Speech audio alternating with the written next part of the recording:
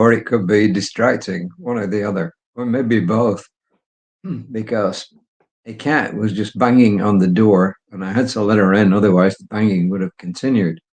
So I let her in the office and now she's on my lap, and you may see an occasional tail fly by. So hopefully that's as far as it goes. We don't get any more assistance from Elfie. She's our middle age. In terms of age, she's our middle cat. She's the female. We have two males either side of her. Today's reading is from Rev Kelly, of course.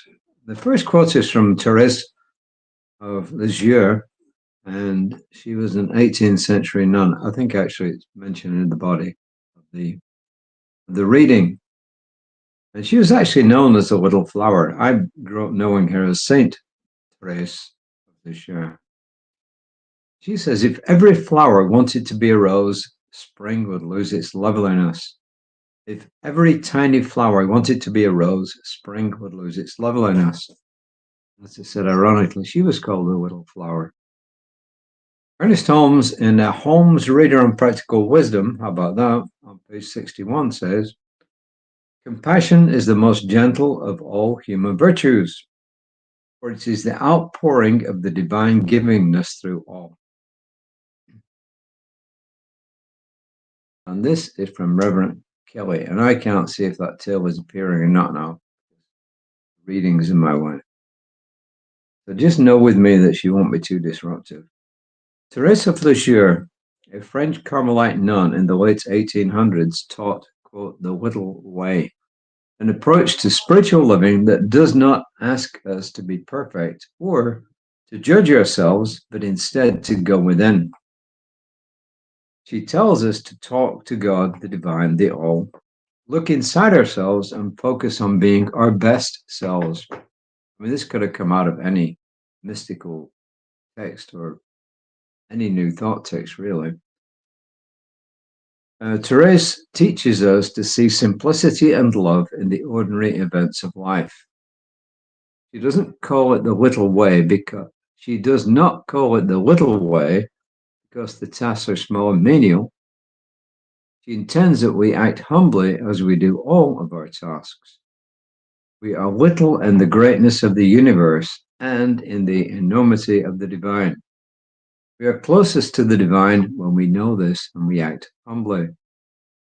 He teaches us to do small acts of charity for others, not from our strength and generosity in the moment, but out of poverty, powerlessness, and emptiness, which allow the energy of God to work through us. A little bit more about this in a second.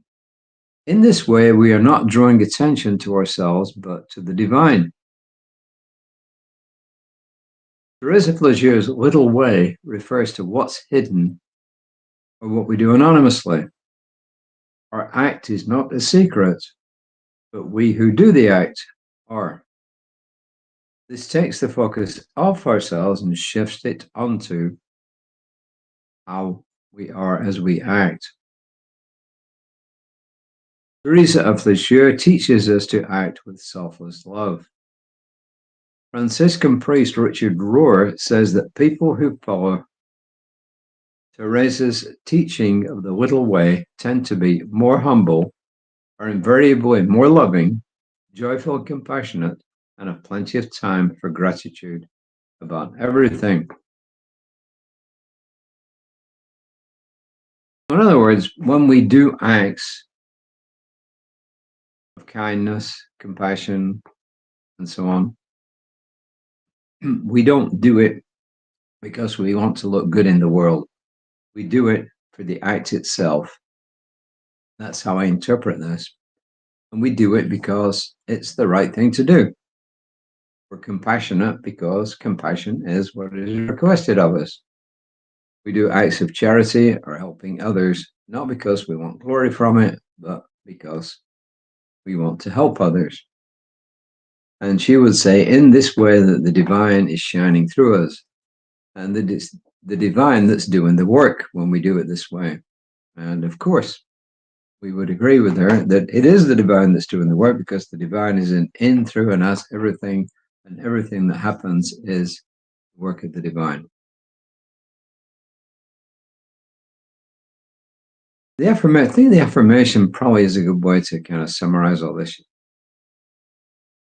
She says, I see and focus my attention on being my best self in the smallest of today's tasks, allowing the energy of God to work through me. I see and focus my attention on being my best self in the smallest of today's tasks, allowing the energy of God to work through me. Now, she obviously came out of the Catholic tradition. Catholic tradition puts a lot of emphasis on guilt and sin.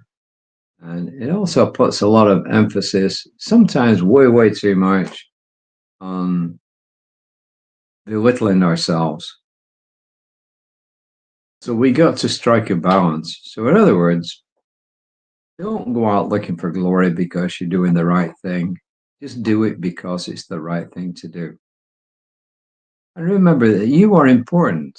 Every single person is important. So it's not intended to be to say, mea culpa, which means my fault through my fault. It's more a matter of saying, look, I'm a human being. I make mistakes. I forgive myself for my mistakes. Other people make mistakes. I forgive them for their mistakes. And I do these tasks because it's the right thing to do. And if I get rewarded for it, fantastic. And if I don't, I don't. And that's the way it goes. So anyway, that's my take on this. I think it's good. But oftentimes, a lot of the Catholic saints went way too much in the direction of belittling themselves. And that's not really the intent either. It's intended that we strike the balance. Like the Buddha said, we take that middle way. The middle way is the better way. And the Buddha, by the way, also promoted compassion. And when the Dalai Lama was asked what his religion was, guess what he said? He said it was compassion. And if somebody like him can say that, then hey, it's got to be important in human relationship. That's really all I've got to say. Sometimes the readings speak for themselves. Sometimes they don't. Sometimes they need more unpacking. And sometimes you get interrupted by a very sweet, sometimes sweet, sometimes not sweet cat that is just trying to help me. Aren't you, Elfie? We called her Elfie because when she was tiny, we got her when she was little. We had to feed her because she was still at the breastfeeding stage when we got her. So my wife had to feed her the dropper. She was that tiny, and she was very, very self-willed at that time. But her ears were really way too big in proportion to the rest of her body. So she was like an elf. So we called her Elfie. Reverend Lisa will be on tomorrow morning, somewhere in the region of 9:15. I'll be back tomorrow around about 5 o'clock. And you just saw that tail down here. That's the tail. And by the way, this is Elfie. And one way to get her off my lap is to do that. So until next time, namaste.